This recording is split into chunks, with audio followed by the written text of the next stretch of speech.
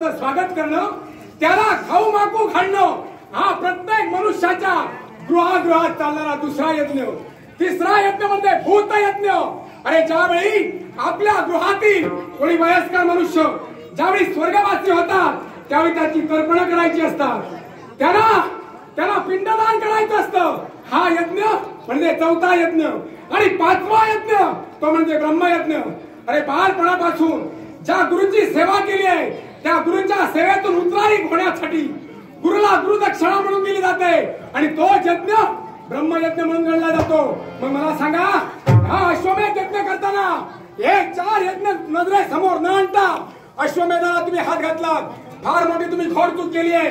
कारण या अश्वमेधात हात घालताना या पृथ्वीवरील अनेक महापराक्रमी राजे अग्रगण्य राजे तुमच्या समोर येणार आहे, तुम्हाला प्रतिकार करणार आहे. याची जाणीव ठेवा.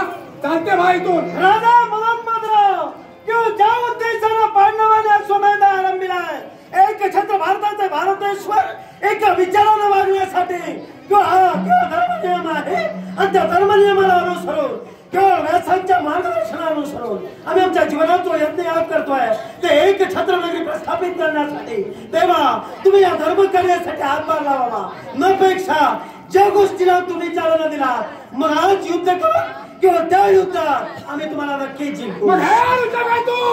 एवढी तर तुझी युद्धाची हुकुमी असेल, एवढा तू पराक्रमी असेल, त्या नेत्रात नेत्र घालून मी तुला नकावतोय. पाहूया कोण काय रीतीला तुम्हाला आव्हान देतोय. घन घन माला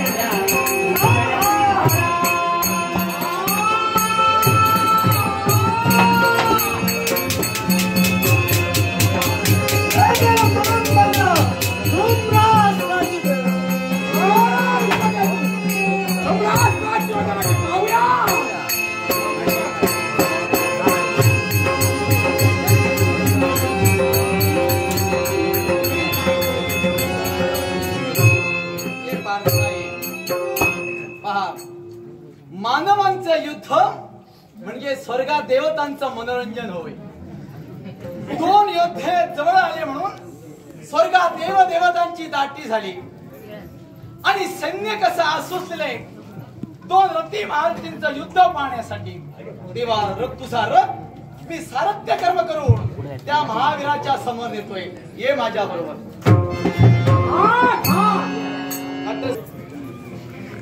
ही वीर श्री परिधान केलेली मूर्ती पाहिली, खरोखरच धन्यता वाटली. नेत्राचं क्षणभर पारण फिटलं. आपल्या वीरशीला पार्थाचा नमस्कार. हे पार्थराज,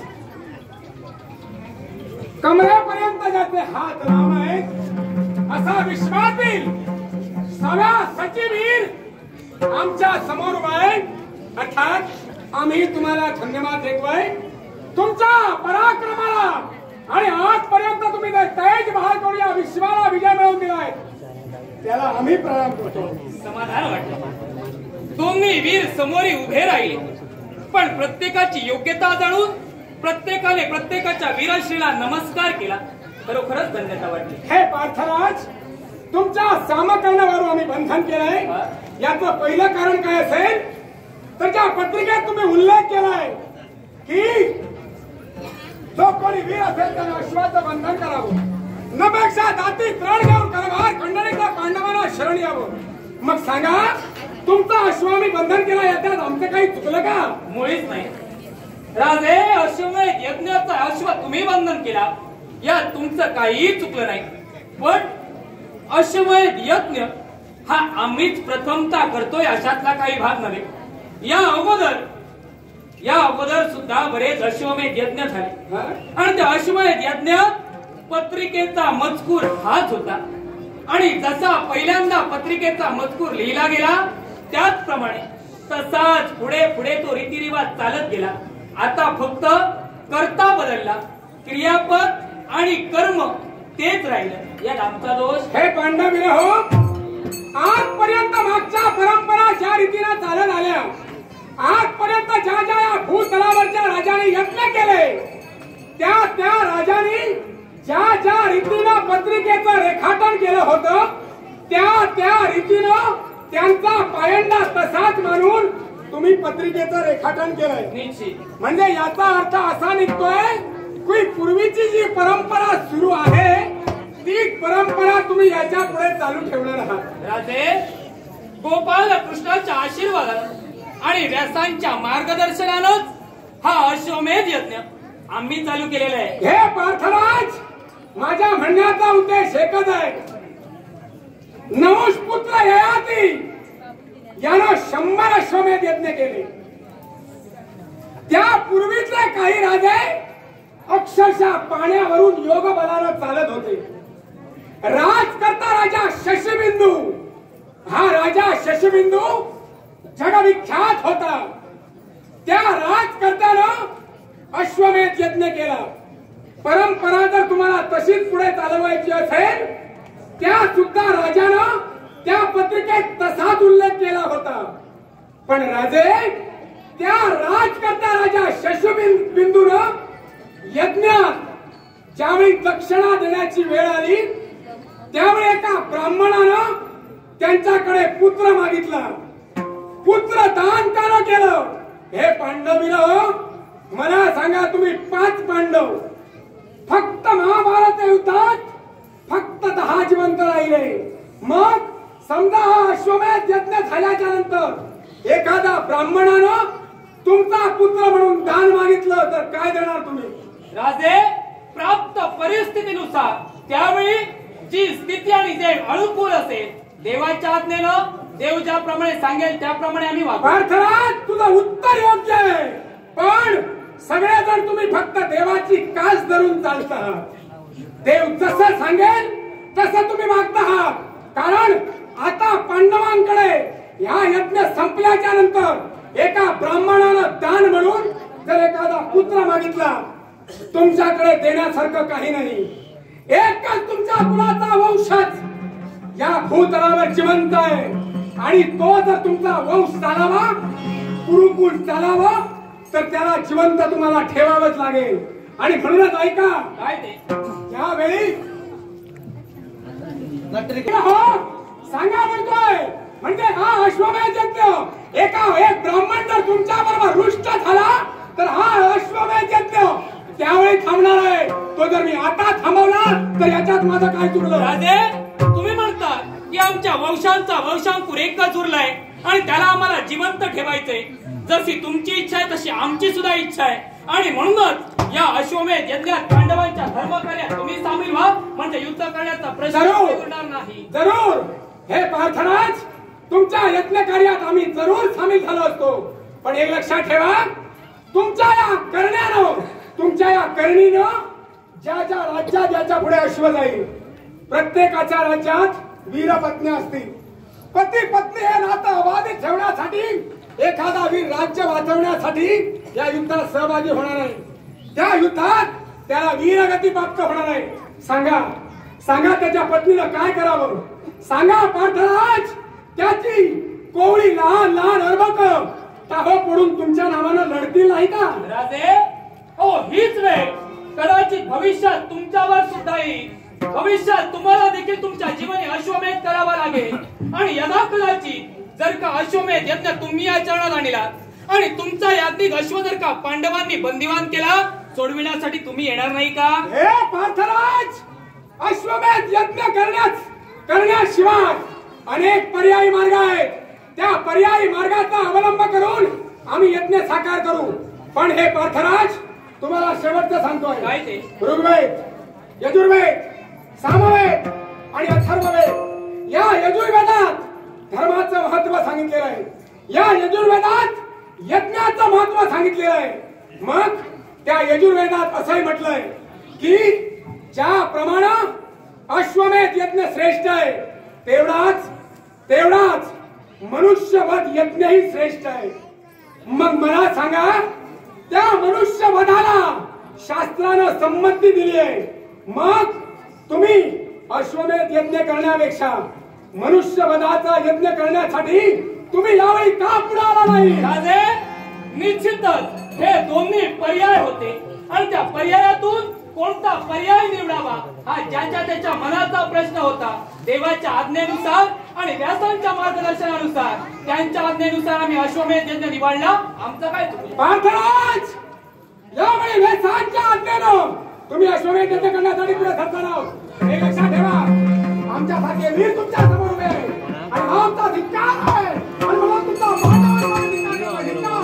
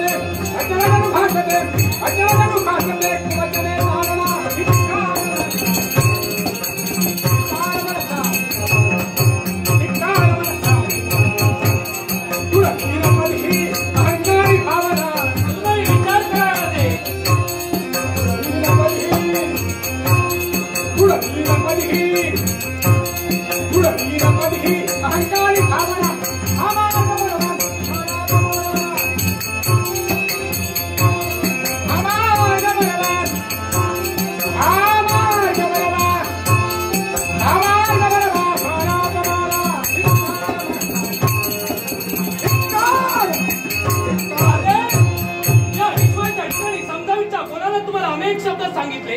पण तुम्ही तुमच्यात जर का या उद्देशी निगडीत असाल तर या पार्थाचा सुद्धा नाविलाज आहे. या विश्वात असा प्रलय निर्माण करेल होमाग्नी पेटवे पण या विश्वात तुमचं कार्य केव्हाही सफल होणार. उदयीन प्रलयाचा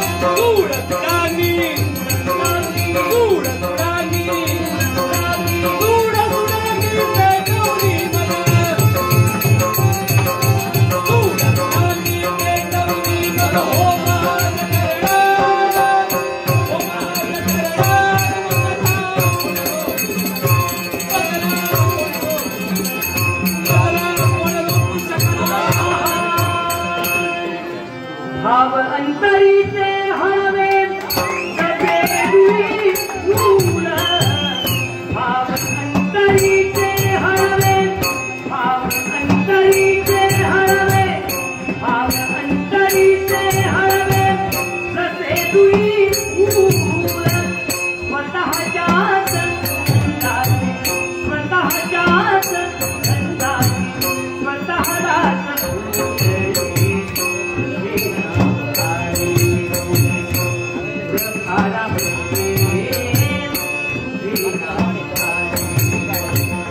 भाव अंतरीचे हवे जसे दुई फूल भाव अंतरीचे हवे जसे दुई फूल स्वतःच्याच अंदाजे स्वतःच्याच अंदाजे स्वतःलाच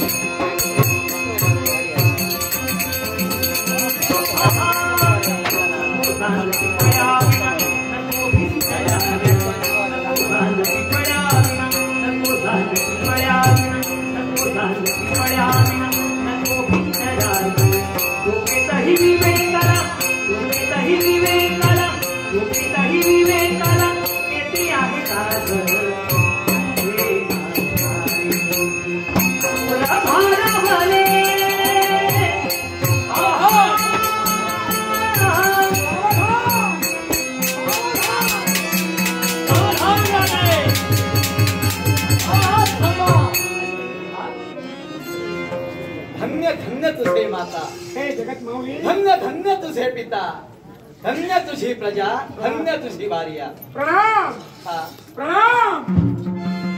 राजकर्ता राजा मदनभद्र तुझ्या चरणाशी नतमस्तक होतो. आशीर्वाद आहे. मदनभद्र पार्था, तेव्हा युद्ध थांब. अरे विश्वाच्या भुजपत्रावर दोन तुम्ही महाबलाढ्य योद्धे आहात आणि म्हणून मला असं वाटते, कारण सामान्य सेवकाने युद्ध करावं तसं तुमचे युद्ध चालू आहे आणि युद्धाची मजा देवदेवतांना घेता येत नाही. शिवाय सामान्य युद्धाला मर्यादा नसते. ते युद्ध किती काळ चालेल टिकेल सांगता येत नाही. कुठच्याही गोष्टीची सुरुवात झाल्यानंतर त्याचा अंत सुद्धा व्हायला हवाय. म्हणून अंत होणारे युद्ध म्हणजे प्रतिज्ञा युद्ध. याला मर्यादा आहे. तेव्हा हे सामान्य युद्ध सोडा आणि प्रतिज्ञा युद्ध कोणाची पुण्याई कशी श्रेष्ठ ठरणार हे जगाला पटून द्या. पार्थराज, ही देववाणी आहे, निश्चित ही कृष्णवाणी आहे. निश्चित. कृष्णवाणीचा आदर करा आणि करा आमच्या बरोबर प्रतिज्ञा युद्ध सुरू करा. मग देवाला साक्ष ठेवून राजे ऐका, यावेळी धनुधारी पार्थ प्रतिज्ञा करतोय. देवाला साक्ष ठेवून माझ्या मुखातून निघणारे शब्द, धनुधारी पार्थ 3 बाण सोडे आणि त्या 3 बाणात राजा मदनभद्राचा शेवट करे. पार्थराज, तुम्ही प्रतिज्ञा केला, मी प्रतिज्ञा करतोय. जगम मौला साक्ष देऊन प्रतिज्ञा करतोय.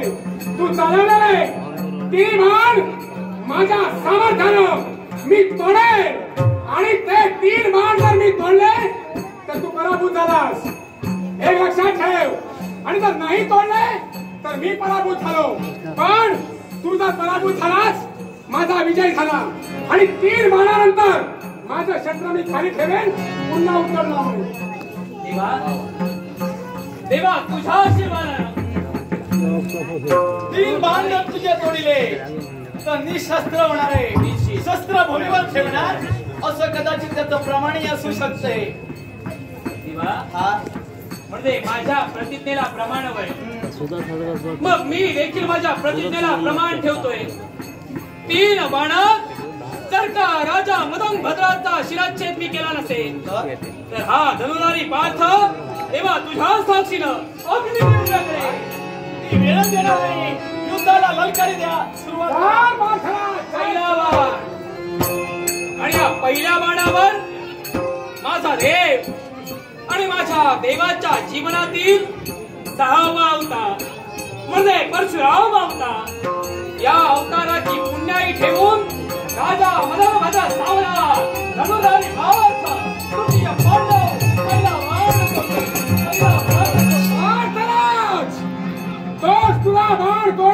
मंडळी पहा, या मनमनावती नवीन असणाऱ्या सकल प्रजाजनांची पुण्याई या माझ्या गडाच्या अग्रभागावर ठेवून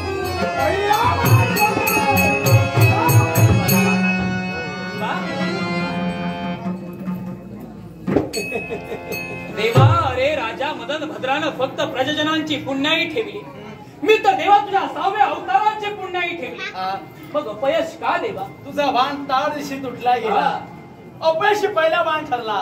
अरे त्याला कारणच कसं आहे? माझा 6वा अवतार म्हणजे रेणुका जमदग्नीच्या पोटी भार्गव परशुराम म्हणून मी जन्म घेतला.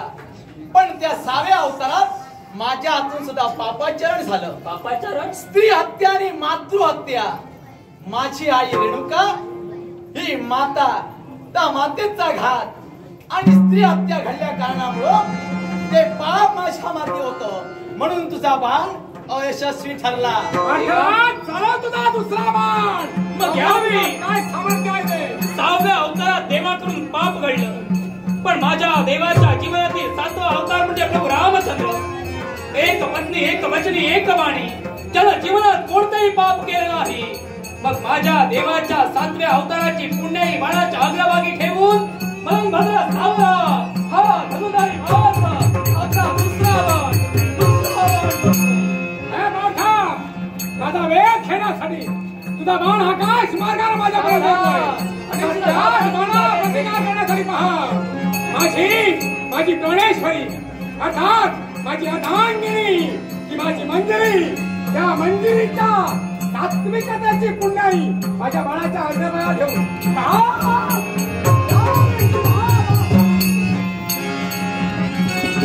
देवा देवा देवा देवा काय चालतंय? दुसराही बाण तुझा अवकाशात सुटला गेला. पण त्यालाही कारण आहे. राजा मदन भद्राच्या पत्नीच्या पतिव्रतेपेक्षा देवा तुझी पुण्याई कमी पडावी की काय?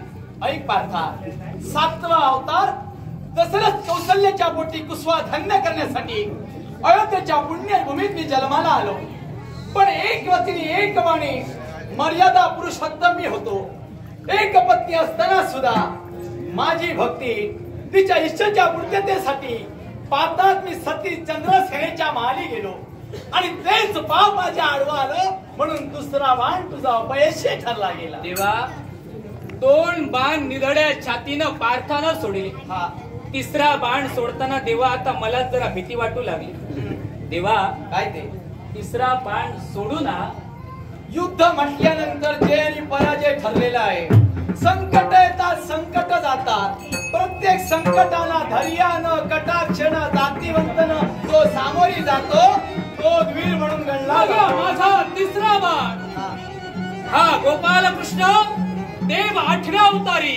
देवाचा जास्तीत जास्त अधिकाधिक सहवास मला आहे. या अवतारात देवानं कोणताही पाप केलं नाही आणि म्हणूनच या गोपाल कृष्णाची वैकुंठीच्या नारायणाच्या 8व्या अवताराची पुण्याई शस्त्राच्या अग्रभागी ठेवून राजे मदन भद्र सावधान सावधान. तिसरा बाण माझ्या रोखाने येतोय आणि हाच बाण सोडण्यासाठी पहा, ज्या मातेच्या कुशकुलात माझा जन्म झालाय तेच माझे पवित्र माता पिता, त्या माता पिताच्या पुण्याईची या बाणावर माझी शक्ती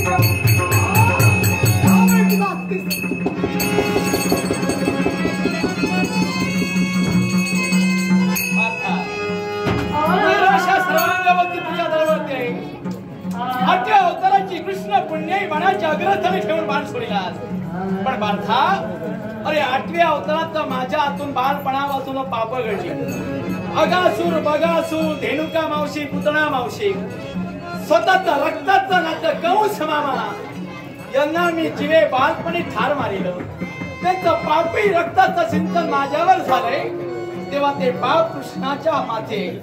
म्हणून कृष्ण अवतारात सोडलेला बाण तुझं अयशस्वी झालं. तसा बोले त्याचा चाले त्याची मंदावी पावले. या पार्थानं प्रतिज्ञा केली, प्रतिज्ञेला प्रमाण ठेविलं. 3 बाणात जर का मी आता शिरच्छेद करू शकलो नसेल तर पार्थ अग्निदेवता करेल. आणि म्हणून पार्था, 3 बाण मी सुद्धा सोडले. तुझे 3 बाण तुटले गेले. शस्त्र माझ्या भूमीवर मी ठेवलंय. शस्त्र उतरणार नाही. चला अग्निकाठच्या अग्निदिव्य करण्याची तयारी कर. मदन भद्र सुद्धा शिवभक्त आहे. तेव्हा त्याच्याशी युद्ध करणं म्हणजे शिवधनुष्याचं आव्हानच आहे. बोलल्याप्रमाणे शस्त्र त्यानं भूमीवर ठेविलं तो उचलणार नाही. धनुष्यातून सुटलेला बाण जसा मागे येत नाही तसा एक बाण म्हणजे मदनभद्र वीर आहे. तेव्हा तू प्रतिज्ञा केली आहे अग्निदिव्य करणार. निश्चित तुला अग्नीत जाण्याची गरज नाहीये. मी सांगतोय अग्नीत जाण्याची गरज कारण नाही. तू 3 बाण सोडलेस. 3 बाण त्यांनी अवकाशात अदांतरी उडविले. तुझं युद्ध संपलं कुठं आहे? तेव्हा 3 बाणांची प्रतिज्ञा होती. अवकाशात पा आकाशात. अरे गरगरा गरगरा गरगरा तुझ्या बाणाचं अग्र एक सारखे तळपत आहे. म्हणजे युद्धाची गती चालू आहे. हे युद्ध चालू आहे. मग युद्ध चालू असताना तुला अग्नी दिव्य करण्याची गरज नाहीये. मी सांगतोय 4था बाण सोड. धर्म अधर्माचा विचार करू तेव्हा नको. अधर्म आहे. पाप पुण्याचा विचार करू नकोस. त्या बाणाला गती दे. पण गती देण्यापूर्वी युद्धाचा नियम मी तुला सांगतोय. कारण युद्धाच्या नियमाप्रमाणे पळणाऱ्या वीरावर वार करू नये. निशस्त्र्यावर वार करू नये. जो शरण आला त्याला मरण देऊ नये. आणि जो बेसावध आहे त्याच्यावर शस्त्र चालू नये. सारे मी बेसावध आहे. तू सर्वांना आज्ञा कर. सावधान. मी धनुष्याला तलत्कार देऊन मी माझ्या अग्राला गती देतोय. म्हणजे धर्मच नाही आणि अधर्मच नाही. हा धर्मरूपी खेळ चालणार आहे. मी सांगतोय बाण सोड. तेव्हा मग केवळ तुझ्या आज्ञेनं राजा मदन पाठा पाठ जोडू नका. पाठ जोडू नका. राजा दुसऱ्या बाणावर या अवकाशाला सावधान आयुष्याला आहे. राजा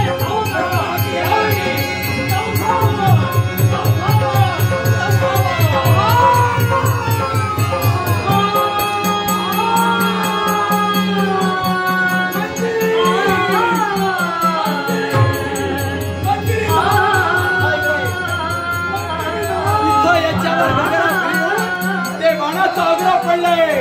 तिथं प्रमाण फार वेगळं आहे. पुढे काय घडणार आहे तर माझ्या समोर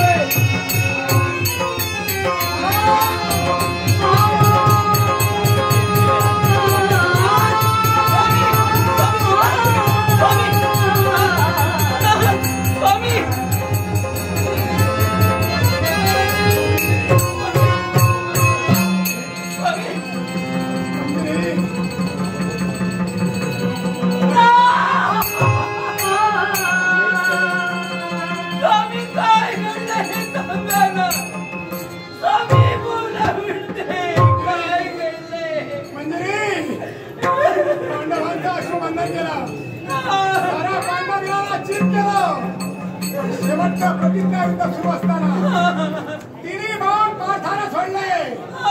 3 बाण मी तोडले. 4था बाण मी सोडणार नाही. शस्त्र भूमीवर ठेवलं. प्रतिज्ञा युद्ध केलं. प्रतिज्ञा कार्य मानित पण पाठानं आकाशात बाणाचा अग्र होता. त्या अग्राला गती दिली. 4था बाण सोडून अधर्म माझा घात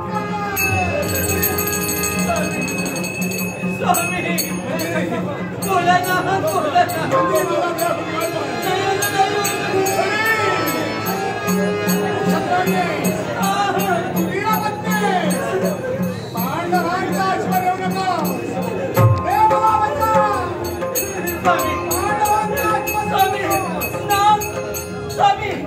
यावेळी दादाचे तुम्ही पडला आणि तुमच्या अखेरची जर इच्छा असेल तुम्ही केलेला अश्वाचं बंधन आणि ते बंधन तो अश्वधन कसा ठेवायला हवा. मी तुम्हाला तुमची मान्यता तुमच्या